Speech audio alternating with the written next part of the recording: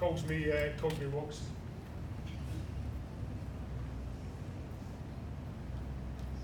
So what am I going to do? I'll give a bit of an introduction as to who I am and why I'm talking about this, an overview of the battle and the likes of what was going on in 1915, a bit about what the plan for this battle was, how it was executed, and what, if any, outcomes were. I'll take questions. There's not very many people here, so if anybody has a question at any point, particularly if you don't understand my Scottish ramblings, please sing out and tell me to slow down a bit.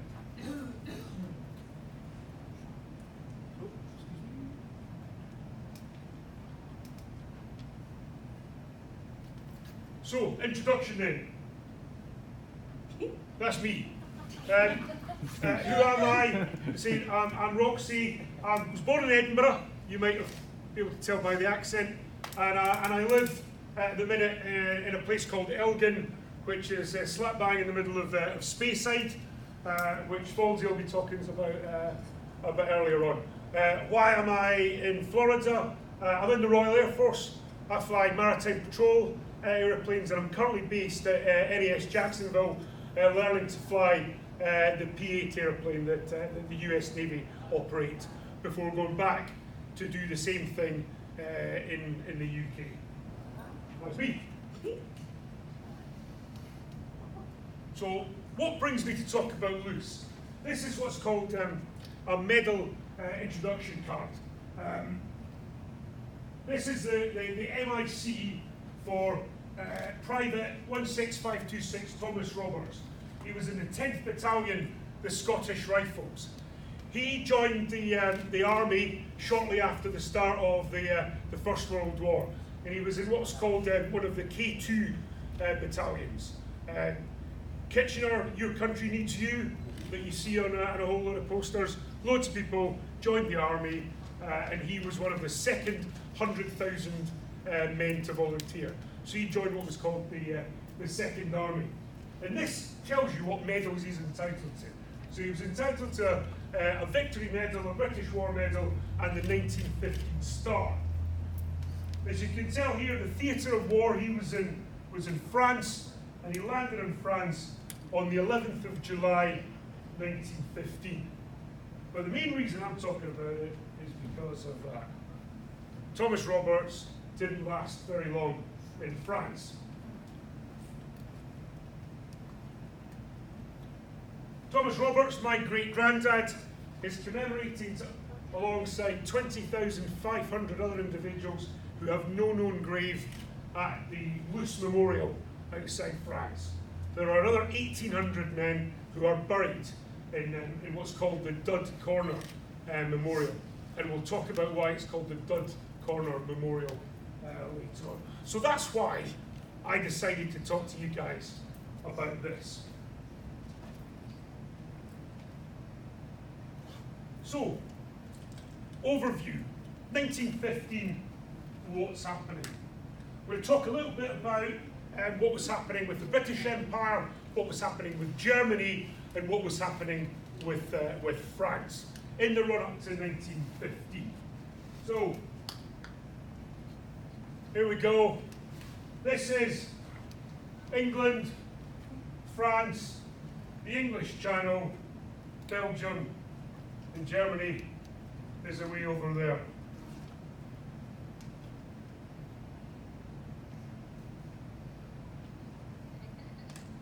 So the Germans, very new country, only actually became a country in 1870, when there was a whole load of principalities joined together, effectively under the Prussians, who were a very military organisation. The Prussians are the ones that you always see in films with the dueling scars and the pince-nez, who are forever fighting. They are the sort of the backbone of the German army. And the reason they came together is because in 1870 they had a bit of a punch-up with France. So France and Germany are traditional enemies. Germany got together, gave the French a bit of a beating, took over Alsace and Lorraine. That's when Alsatian dogs started being called German Shepherds. and all this sort of stuff. So Germany, at this time of the year, so 40 years previously, is on the ascendant.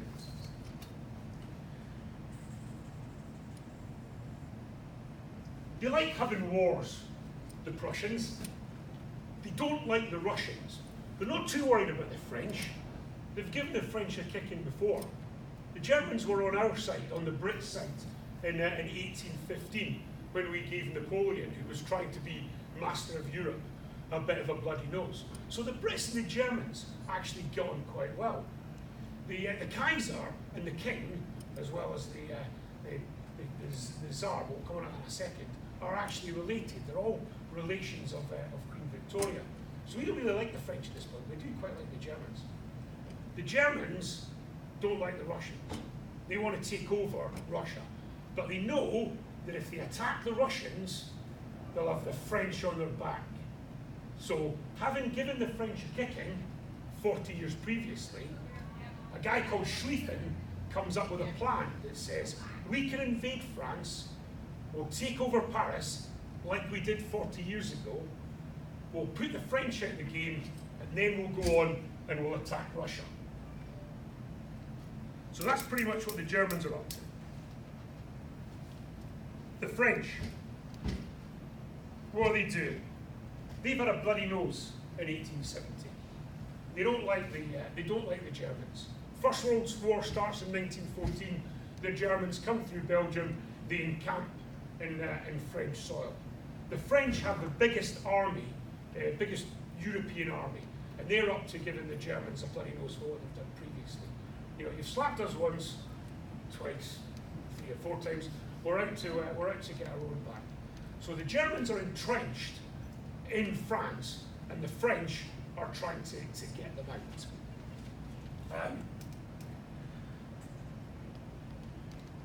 So they are the invaded country. Germany's dug in, they've got big deep trenches, they're using concrete, making pillboxes. The French don't want to do that because they don't want this war to become one of attrition. They want to get rid of the Germans. Plucky little Britain, what are we up to? Britain has, at this point, the largest empire the world has ever known. When I went to school, we still had globes and maps where a quarter of the world was pink. Even after you lot left, we still had a pretty good empire. Worldwide, from China through to all the dominions, out to Canada and the likes. You know, the sun never set on the British Empire. But the British Army was relatively puny. 276,000 men in 1914, which is about 3 times what we've got at the minute, but is significantly smaller than the armies of the likes of France and Germany. And it's always been a volunteer army, except when you were in prison and you were volunteered. But we've never really had a plan where you do compulsory military stuff. The British Empire is run and ruled by the Royal Navy. The army is a secondary part of that. So during the First World War, the British Army runs a bit around here. Everything else is run by the French. So we've got a really small chunk of it. We are a small part of this whole battle. So war starts in 1914. What's happened in 1950? Well, the British Army, the British Expeditionary Force, the regulars, have pretty much been massacred trying to hold back the Germans. Every man and his dog has joined the British Army, and they're all in the process of being trained. In 1915, what we've had, we've had a couple of battles. Fromelles, Aubergine, and Neuve-Chapelle are 3 of the more well-known if you're into First World War history, and they've not gone particularly well. We're fighting an enemy who's deeply entrenched in his own trenches. They've got machine guns and artillery and the likes, and we're fighting them as if we were fighting a tin pot African country. And we're not doing very well. Sir John French, who's running the army at the minute, under Kitchener, is thinking, right, we need to get all these guys in, train them up. We're not going to be able to do much until about 1960, because there's a lot of training to be involved. We need to get our guys squared away, start, making ammunition, start making weaponry, particularly artillery, because the majority of people who died in the First World War were killed by artillery. It's not, lots of people were shot down with machine guns, which we'll talk about in a minute, but most people were killed in artillery barrages. We don't have very much of that. The French, with their, they're even more empirical than the Brits. They've still got bright blue and red uniforms. The officers go over the top marching, carrying their swords. They are getting absolutely battered. One Frenchman died every minute of the First World War. That's a lot of people. So the French are looking for British support to try and get some of the Germans from where they're attacking over to fight the Brits so we can help them out.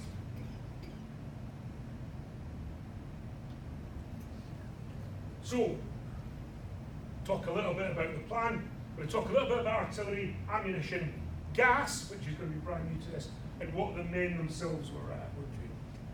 In fact, I'm actually going to do the other way, and we're talking about the men first. So, the Scots that were at the Battle of Loos.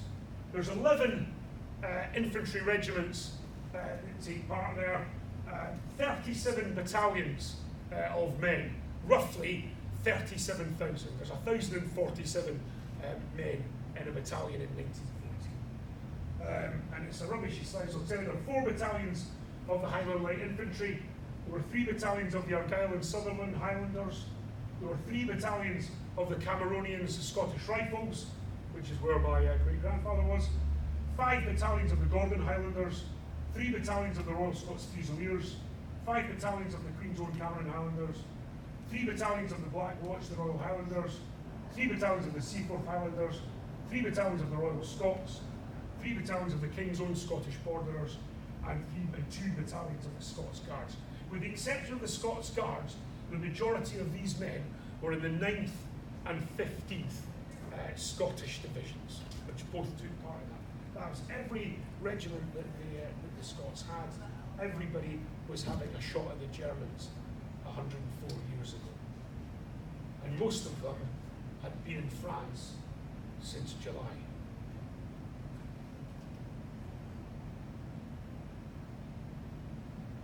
And that was that's about half of the number of folks that were involved in this battle. So this was really a Scottish battle.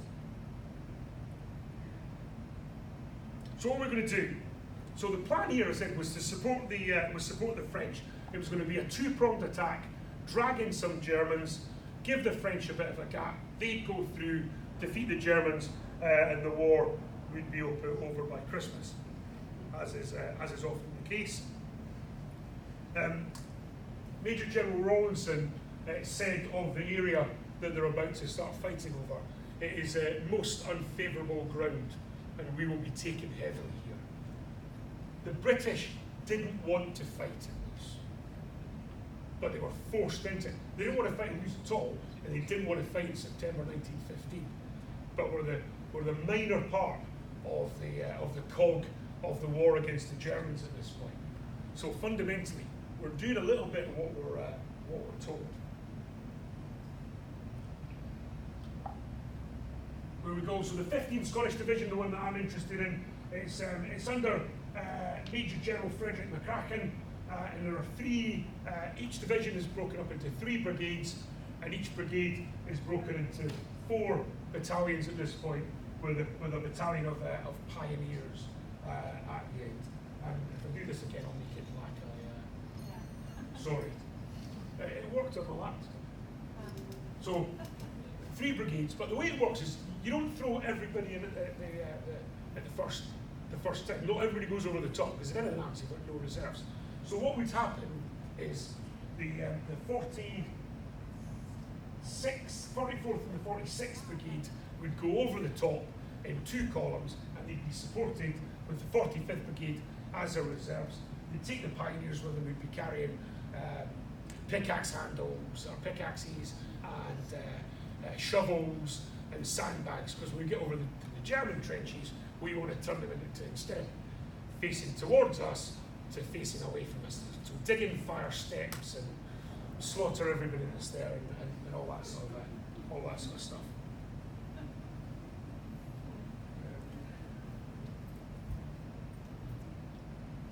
And this is where the 50th Division would attack the 46th and 44th Brigades. This is the front line, and they'd be attacking towards the village of Loos, through between a place called the Lens Road Redoubt and pretty much the Loos Road Redoubt. And a redoubt is basically a big, an enemy blockade, if you like. So the Germans are setting this up with machine guns and but artillery is going to win the day. It's going to knock out the bad guys, and we'll all just walk over and everything will go swimmingly. At least that's the plan. So how was that plan actually going to be executed? Firstly, we're going to put the men into place. And I managed to find photographs. These are the Cameronian Scottish Rifles, Scotland's only light infantry regiment, and this is them from the time of Loos. A couple of different things. They've got 2 different types of hats. They wear the Glengarry and the bonnet.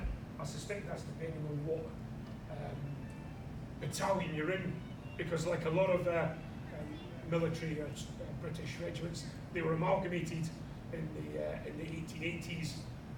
The Cameronians were originally the 26th Regiment of Foot. They were amalgamated with the 70th Perthshire Light Volunteers, who, because they were the Perthshire Light Volunteers, didn't like being called the Cameronians, so they liked being called the Scottish Rifles. So the first battalion was generally called the Cameronians, and the others were the Scottish Rifles. So they moved up to the front, and then we came along with a whole bit of artillery. Now, the problem with artillery is you need a lot of it. The particular problem with Loos in 1915 is they didn't have a lot of it. They were looking to try and get one of these big things for every 2 of those. Because these are the things that are going to blow up blockades, the redoubts. These are the things that are going to shatter the barbed wire. These are the things that are going to cause the baddies a lot of heartache. These ones are for direct fire. This is the thing that puts shrapnel in and the like. So when the baddies are coming towards you, that's what we use, the sort of thing that we used at Waterloo and battles before then, or Antietam or anything like that here in the Civil War. That's the sort of weapon you'd be using. We had one of those for every 2 of those, rather than, or for every 20 rather than every 2. So we're very short of ammunition. The intent was to make it look a little bit like that. You can see there's a bit of a trench line in there. The white stuff is this part of the country's clay. It's part of the world's clay. So when the thing explodes, you get sort of, if it's chalk, you get sort of white chalky undergrowth, that comes up. That is what they were hoping to do, which they might have done had they had enough artillery. They didn't. They did manage to make a few bit of a mess of the town of Loos, and those are some photographs taken in September 1915 when attacked. So we don't have enough artillery. There was another thing I was going to mention about shells as well. We didn't have enough artillery. We definitely didn't have enough shells. The Germans at this point were making 250,000 rounds of artillery ammunition a week. The French were making about 100,000 rounds of artillery ammunition a week. The Brits were making 22,000. Not nearly enough.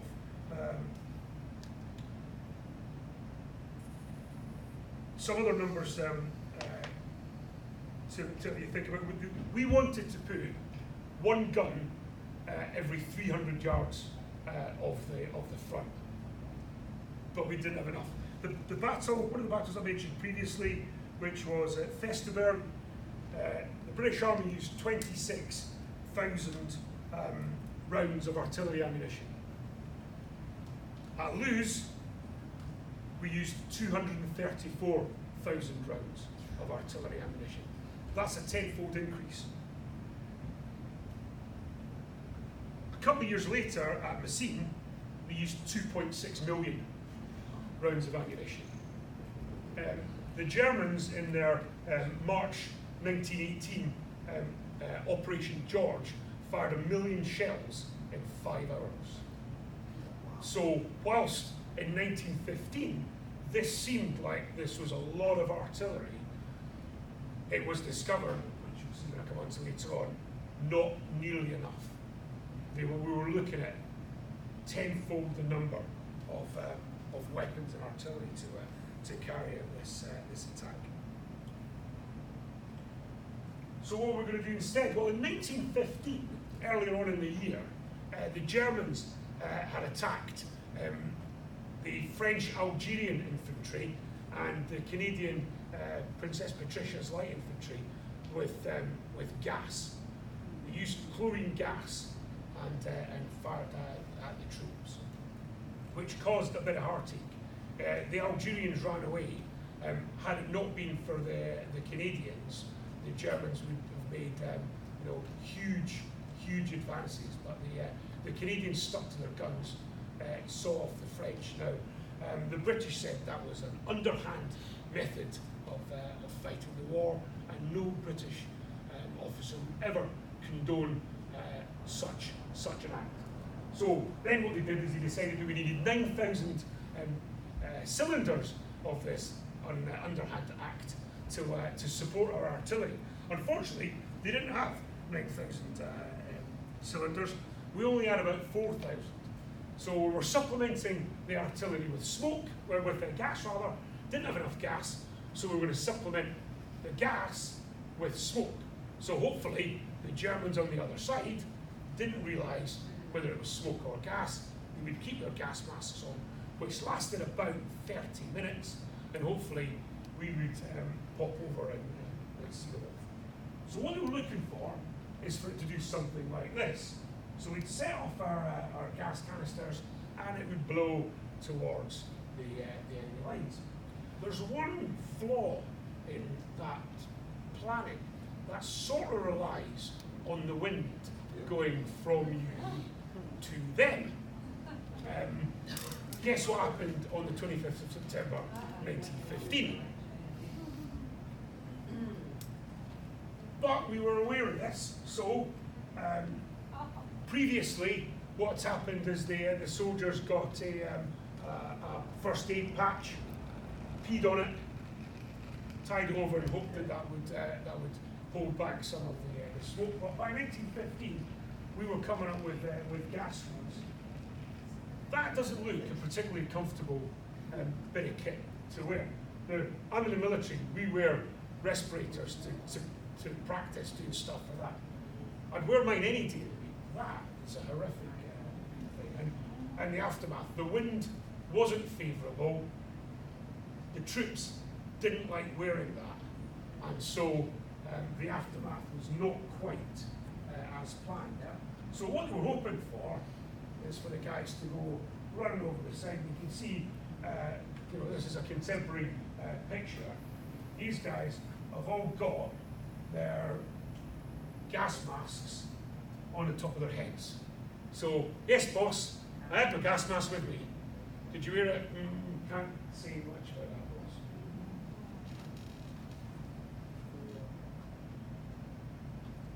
And that is what they were hoping that would happen. That's again another picture of the 5th Battalion, the Queen's Old Cameron Highlanders at Loos.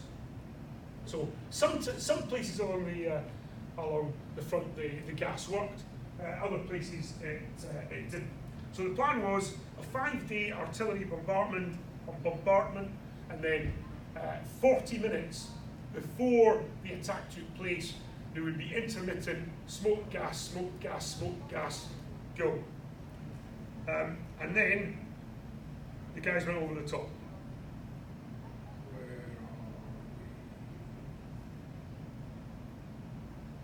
There you go. So, as I mentioned previously, they went over, each of the brigades split up into 2 columns with a plan to go in towards Loos and sort out the Germans. When they went over the top, as previously mentioned, the gas wasn't doing them any favours. The 7th Battalion of the King's Own Scottish Borderers had a bit of a rough time. Gas moving back into their trenches, people not doing too well out of it. So out pops, and I'll show you. I'll play a thing later on. This is Piper Daniel Laidlaw of the 7th Battalion of the King's Own Scottish Borderers. So despite the onset of smoke and gas and the likes, he stood on the parapets, played Blue Bonnets over the border and the standard Lord Braemar, and the boys went off he went. He was injured a couple of times, dragged himself along until he was shot in the leg a couple of times, sat down and played the pipes. And the 10th Scottish Rifles were in the same column as the King's Own Scottish Borderers. So I can only imagine that my great granddad was listening to Daniel Laidlaw, at the time that he was going over the top. And for his gallantry in this, Daniel Laidlaw was awarded the Victoria Cross. So for those who don't know, that's Medal of Honor stuff.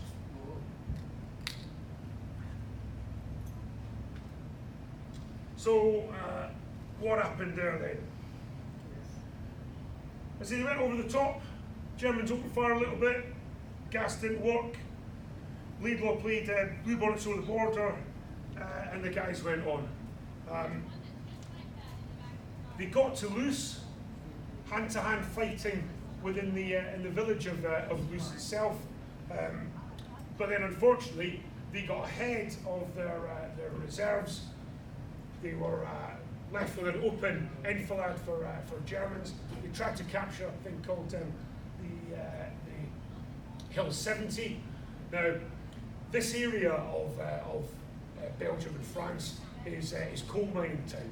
It's a bit like here. It's flat as a pancake with the odd lump, and the only lumps about are slag heaps from the mines. The Germans have got machine guns on the top of the mines, on top of the slag heaps. The Jocks went up the slag heap. That's not a place you really want to be. They did eventually get to the top and took over, sorted out the Germans. The Germans then counter-attacked. They were enfiladed from the sides as well. And by the end of the 25th of September, the British troops that were still alive pretty much ended back where they started.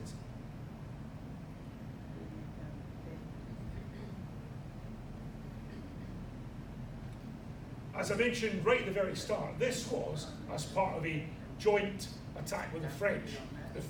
The Brits were supposed to do this 2-pronged attack to drag the Germans in, drag German reserves from where the French were fighting, and allow the French to attack. Success for the French, the war's over. The Brits actually did better than the French did at this point. So their attack was a miserable failure as well. So the Jocks on the ground did a pretty good job.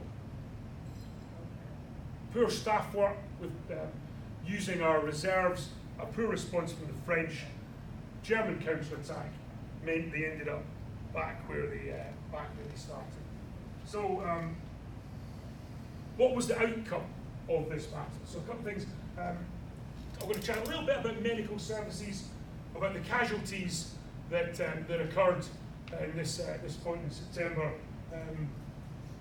the resulting change of command, and what happened next. So if you were injured, I don't know if you can. So if you were injured, you got shot at the point of injury, you'd then be in what we call the forward edge of the battle area, or the forward line of your own troops. From that point, you'd be evacuated to a regimental aid post. Then they'd either patch you up and send you back to the front, or you'd be sent back to an auxiliary dressing station, and then to a main dressing station, then back to potentially a casualty clearing centre, and then back to the base hospital, and if you were lucky enough, back to Blighty. There were a lot of casualties expected from this. The generals who did the staff work expected 39,000 casualties in this, the first couple of days of the battle.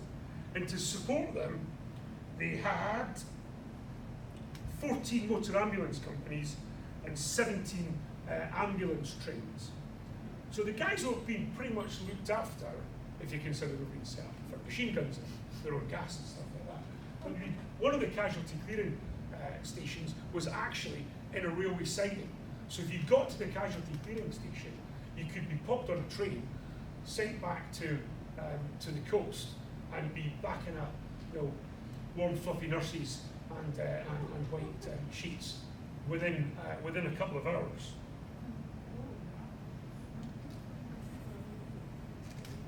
So how did it go?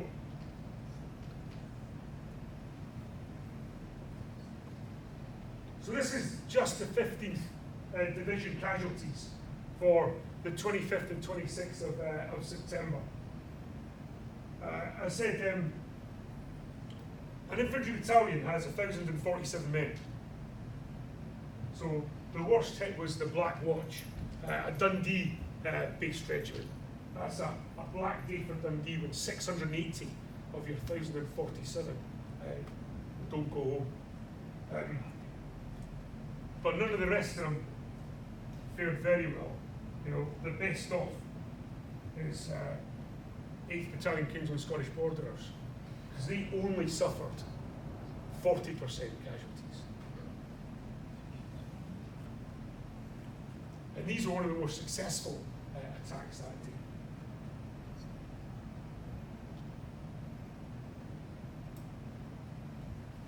For the whole of the battle, on those couple of days, now, the Indian Corps, the 3rd Corps and the 5th Corps, they were involved in diversionary attacks. Again, we were a diversionary attack for the French, but we had a couple of diversionary attacks for us as well to try and drag some of the Germans away from us, which is why they only suffered 4,000 or 5,000 casualties out of their men. 4 Corps, which 15th Division was part of, suffered nearly 15,000 casualties that day.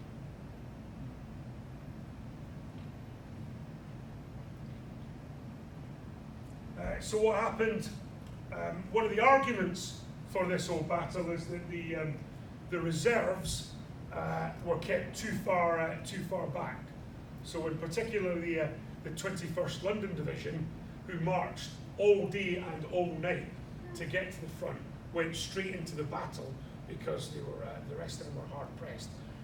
As you might imagine, they weren't able to put on a particularly good fight. And Sir John French here, who was in charge of the army at that point, he was sacked, and General Douglas Haig, who went on to become the head of the whole of the British armies in the First World War, took over.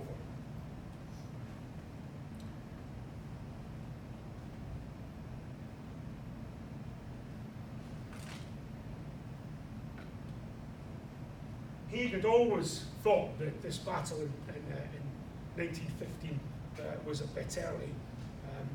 The British Army would be ready to attack in 1916, and for those who may know anything about the First World War, that they did on the 1st of July in the Battle of the Somme. But for the Scots in the British Army, the Battle of Loos on the 25th of September through to the 16th of November 1916 was effectively our battle of the